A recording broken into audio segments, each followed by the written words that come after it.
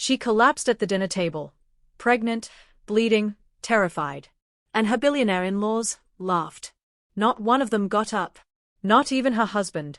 But what they didn't know was that this quiet, black woman they'd spent 3 years mocking had been building something behind those polite smiles, something that would take down their empire, from the inside out. Ever wondered what happens when the underestimated woman stops playing nice? You're about to find out. But before we begin, from where in the world are you watching this video? Drop it in the comments. We see you, and your voice matters here. Amelia never imagined wealth could feel this cold. The dining room was bathed in soft amber light from a chandelier that could have paid off her student loans 3 times over. The cutlery gleamed. The table settings were immaculate. But no amount of polish could disguise the truth. She didn't belong here. Not really. Not in their eyes. She smoothed the front of her dress, navy silk, understated, expensive but not flashy, something she'd once been proud to wear. Now it felt like armor. At the far end of the table, Catherine Whitmore, the matriarch, lifted her wine glass with fingers stiff from control. Her smile didn't reach her eyes. William, her husband, leaned back with practiced arrogance, mid-sentence about stock prices as if they were family memories. Patricia and Michael murmured between themselves, casting glances Amelia had long learned to decode. This wasn't family. It was theater. And tonight, she was the scene they all quietly despised. But what they didn't know, what no one at this table knew, was that Amelia had come carrying something they could never control. 6 weeks earlier, in the solitude of the upstairs guest bathroom, she'd stared down at 2 faint pink lines. The room was quiet, sterile. Yet that moment had cracked something open inside her. Awe, terror, joy. She hadn't told Theodore yet. He was downstairs, pacing through a business call, his voice flat and unreadable behind a door that always seemed slightly ajar but never open. She'd meant to tell him that night. But then she saw the way Catherine narrowed her eyes when she mentioned dessert. The way Patricia tilted her head when Amelia reached for water instead of wine. The way William smirked when she corrected him about a business term. They didn't argue with her, they just waited for her to trip. So she held the news close, protecting it like flame in wind. And now here she was, their anniversary dinner. 3 years married. 3 years surviving a house full of subtle cruelty and performative acceptance. Theodore had offered to skip the family gathering, just the 2 of them, he said, but the guilt in his voice betrayed him. Amelia knew what that meant. His mother had made her expectations clear.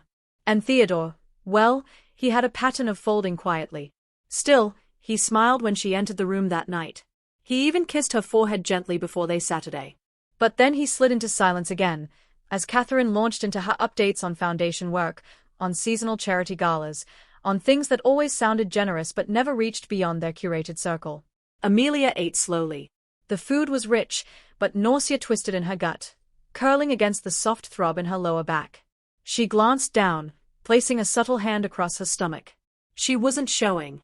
Not yet. But inside, everything was already different. She wondered, what kind of world would this child inherit? One where they were always the exception. Always being tolerated by rooms like this? You look tired, dear, Catherine said suddenly, that clipped voice breaking the hum of conversation. I do hope you're not coming down with something. That wasn't concern. It never was. It was a warning. Amelia smiled, just enough to be polite. Just a long week. But something inside her was coiling, tightening. The air felt heavier now. The table smaller. Their words, their eyes, all pressing inward. She could feel it. The shift. Tonight was no longer about celebration. It was about survival. And beneath all of it, something sacred stirred. She didn't say it aloud. But to the life growing inside her, she whispered in silence, "Hold on. I've got you. We won't be here forever." By the second course, the conversation had settled into the familiar rhythm Amelia had come to expect from Whitmore dinners: performative interest, loaded compliments, and long-winded monologues about success disguised as family bonding. "So, Amelia," Michael said, swirling his wine like he was bored, "are you still consulting for that nonprofit? Or did that phase pass?" That phase. Amelia smiled, careful not to let the corners of her lips twitch too high. "Still consulting. We just secured a grant for a literacy program in Southeast Atlanta." Patricia let out a soft hum and leaned into her plate. "That's noble." Her voice lingered over the word like it was outdated. Theodore didn't say anything. He just glanced at his napkin. This was how it always went. They asked questions to remind her how out of place she was. And she'd answer with grace, every time, because that's what survival looked like in rooms like this. The pain in her back pulsed again, sharp this time. She shifted in her seat, gently pressing her hand against her lower stomach under the tablecloth. Still no one knew. She hadn't told Theodore. Not yet. Not when she didn't feel entirely safe, not with him, not in this house. She thought of that morning, her body sluggish, cramps subtle but constant. The kind of discomfort that makes you pause but not panic. She told herself it was stress. She'd been carrying that weight for years, hadn't she? Ever since the first family brunch when William asked her where she was really from.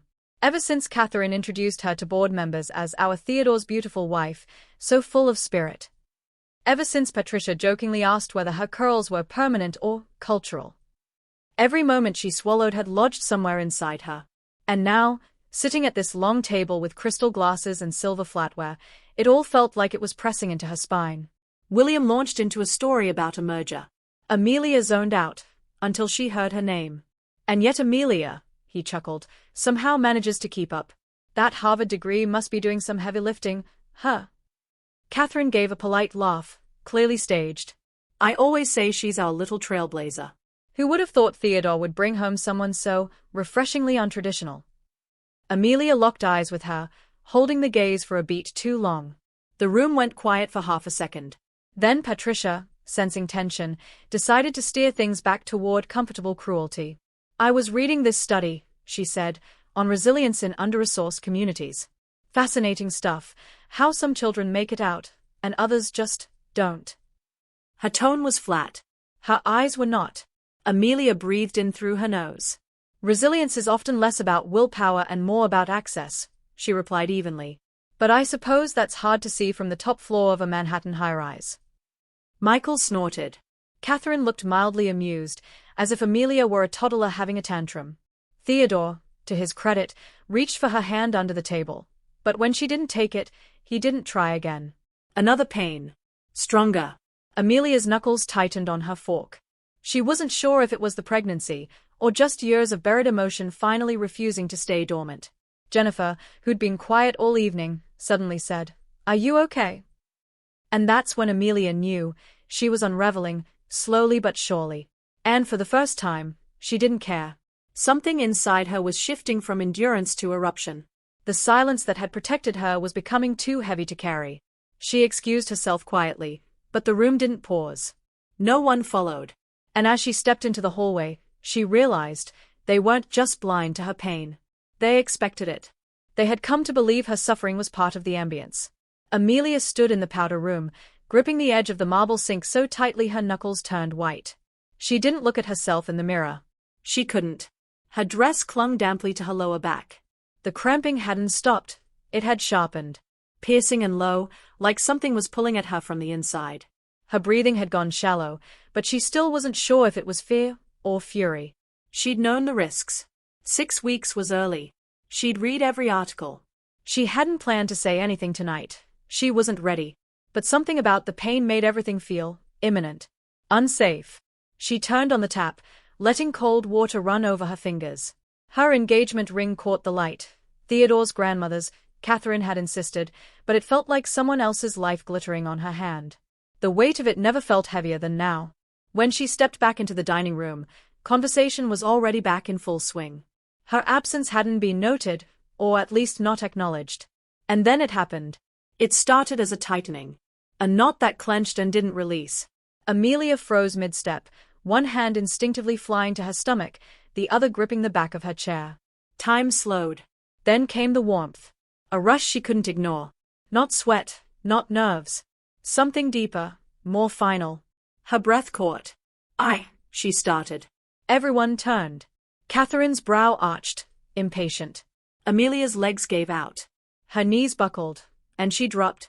The sound of her body hitting the floor was dull against the thick Persian rug, but the silence that followed was immediate. The first sound wasn't concern. It was a laugh. A real one. Patricia, sipping wine, let out a choked giggle. God, Amelia. Could we try less drama for once? Michael added, maybe she finally realized this isn't her stage. Theodore was the only one who moved, but even he hesitated. His hand twitched. His eyes scanned the table, checking for someone else to lead. Catherine simply tilted her head, watching Amelia like a painting she never liked but kept hung out of obligation. "I need help," Amelia whispered. The words were barely audible, but she wasn't speaking to them anymore. She was speaking to herself. To her baby. To the part of her that still believed in rescue. No one rose.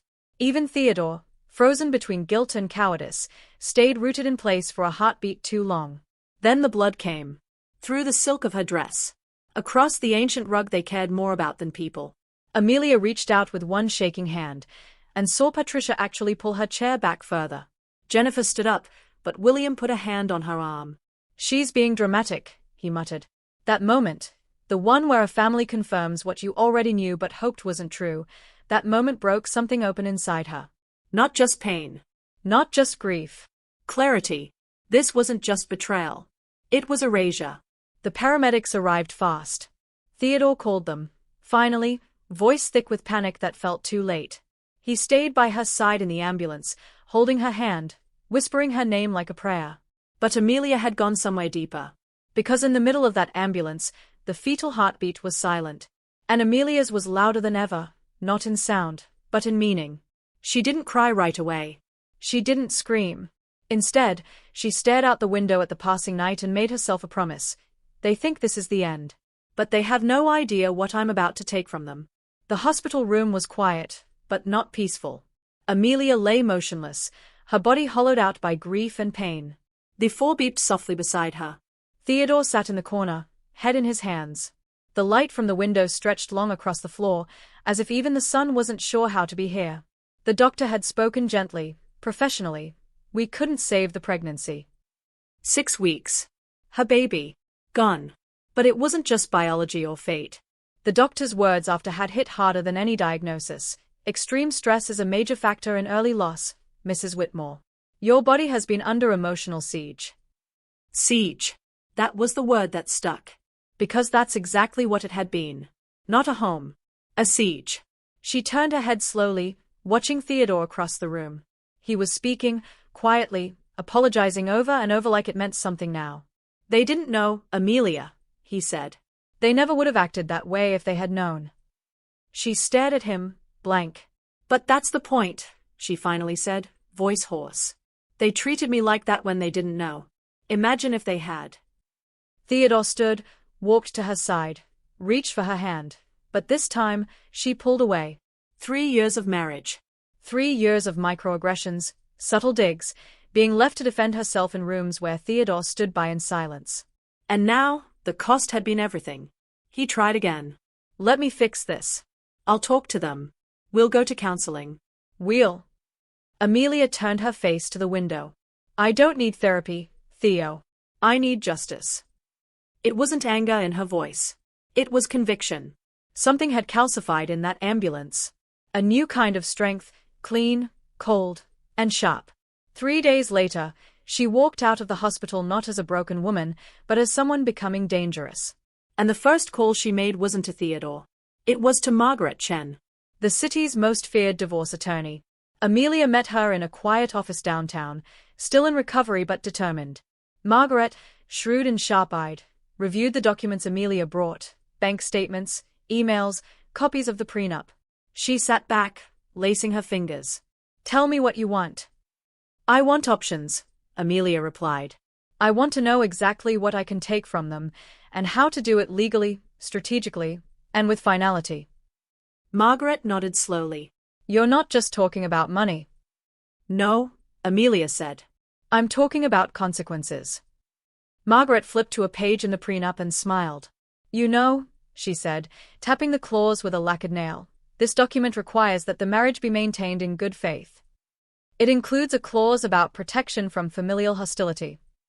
If we can prove that Theodore failed to protect you from his family's abuse, this prenup becomes porous. Very porous. Amelia leaned in. What does that mean for them? Margaret didn't blink. It means they thought they built a fortress with this contract. But they left the back door wide open. With your evidence, your losses, and the documentation I'll gather, you could walk away with control of everything they value most. Amelia exhaled. Not relief. Not revenge. Just resolve. Then let's walk. Because for the first time, she wasn't bracing for survival. She was preparing for war. Margaret Chen worked like a scalpel. Clean, precise, unrelenting. Within 2 weeks, she and her team had compiled an airtight case strategy. Emails, text messages, social media clips, anonymous statements from staff. Each piece reinforced what Amelia already knew deep in her bones. This wasn't just a cold family. It was a coordinated system of emotional erosion. And Theodore, her husband, had been both participant and silent bystander. They didn't need public spectacle. Not yet. What they needed was leverage, evidence that couldn't be laughed off in a boardroom or swept under a rug stitched with old money. And then came the breakthrough. One of Margaret's associates contacted a former Whitmore estate employee, a personal assistant who had worked closely with Catherine for over a year. She had left on difficult terms, citing a toxic household. When Margaret's team interviewed her, she mentioned something casually that made Margaret freeze mid-note. Catherine kept journals, she said. Old school, handwritten. She said it helped her manage stress. But sometimes she'd write down things about Amelia, very pointed things. It was a long shot. But Amelia knew the house. She remembered the sitting room that Catherine never let anyone enter during family events. A glass display cabinet with faux classical statues. A drawer underneath the liquor cart that Catherine always locked. Amelia made one call to Theodore. I left a pair of earrings at the estate, she said calmly. I'd like to pick them up myself. He hesitated. Amelia, you know my mother. She can't stop me, she replied. Not anymore. He agreed. And he wasn't home when she arrived. Amelia moved through the estate like a ghost. No staff, no family. Just the ticking of the Whitmore grandfather clock in the hall. She went straight to the sitting room. The drawer was still locked, but she'd seen the key once, tucked behind a porcelain vase on the shelf above. Catherine thought she was clever. She wasn't. Inside were 6 journals, all bound in green leather. Amelia opened the most recent one, and her breath caught. It started off innocuous. Notes about charity events, guest lists, wines. But then, Amelia continues to test boundaries. The trick is not to react emotionally but to suffocate her subtly, erase her confidence without raising her defenses. Another entry. Dinner was a success. Patricia's remark about inner-city resilience landed beautifully. We must keep framing things in language she can't argue without appearing angry or defensive. And then, dated 2 days after the anniversary dinner. Her collapse was unfortunate timing. But truthfully, I believe it was a performance. She always needs to be the center of attention. If there was truly a loss involved, that's regrettable, but I can't imagine she'd have let us forget it. Amelia's stomach turned. She snapped photos of every page with her phone. Her hands trembled, not from fear, but from clarity. This wasn't passive cruelty. This was strategy. Catherine had built a psychological war room. She left the house in silence. Margaret nearly dropped her glass when Amelia showed her the images that night. This, she said slowly, isn't just evidence. This is intention. Premeditation. She looked up, eyes steely. Catherine buried herself with her own pen. For Amelia, there was no catharsis in being right. Only fire. Because now, the story had changed. No longer was she simply a woman trying to leave a broken marriage. She was a woman standing in the rubble of a system that had tried to destroy her, and holding the match that would make sure it never rose again. The Whitmores didn't know it yet, but this was the day their legacy cracked. Amelia arrived at the estate alone, but she wasn't empty-handed. Dressed in a sleek black suit, hair pulled back, her posture didn't scream revenge. It whispered power. Beside her was Margaret Chen, silent and composed, carrying a single leather briefcase. The family had gathered in the library. Catherine on the velvet armchair like a queen awaiting tribute, William at the bar cart already pouring scotch, Patricia tapping her nails on her phone screen, and Michael seated stiffly, arms crossed. Theodore stood near the window, not saying a word. Amelia didn't waste time. I was 6 weeks pregnant at our anniversary dinner, she said, her voice low but unwavering. The room froze. No theatrics. No gasp. Just silence, dead and thick. You didn't know. But it doesn't matter. You mocked me, laughed while I collapsed. And now you'll hear the full story, whether you want to or not. She nodded to Margaret, who opened the briefcase and began laying out printed documents, Catherine's journal entries, text messages, witness statements, and the amended prenup clause that would now cost them dearly. "This isn't just a divorce," Margaret said. "It's a legal claim of willful emotional abuse, sustained, coordinated, and documented." Catherine's face tightened, but she stayed silent. William opened his mouth, but Margaret handed him a page with his own words, transcribed from a party guest who overheard his genetics comment, recorded and dated. Amelia stepped closer. "Catherine, you called my miscarriage a performance. You wrote in your journal how satisfying it was to watch me crack. You didn't just tolerate cruelty. You designed it." Patricia stood suddenly. "We didn't know." "You didn't care," Amelia snapped. "You cared about your power. About keeping your bloodline clean. You saw me as disposable from day one." Theodore stepped forward finally. "Amelia, please. Don't do this." She looked at him. "You let them chip away at me for 3 years. You could have stopped it. Even once. But you didn't. You watched it happen, and stayed silent. That silence cost me my child." He reached for her hand, but she pulled away. "You made your choice, Theodore. Now I'm making mine." Margaret placed the final offer on the table. 75% of Theodore's liquid assets. Full control of the Whitmore Foundation. Public acknowledgement of their emotional negligence. A trust established in the baby's name to support women suffering emotional abuse. And a signed, irrevocable statement detailing their role in contributing to Amelia's miscarriage. No courtroom. No media circus. Just accountability, in ink. Catherine's hands shook as she signed. One by one, they all followed. Amelia watched them, their hands, their shame, the silence that finally meant something. When it was done, she stood tall. She didn't gloat. She didn't need to. "I'm not here to take your wealth.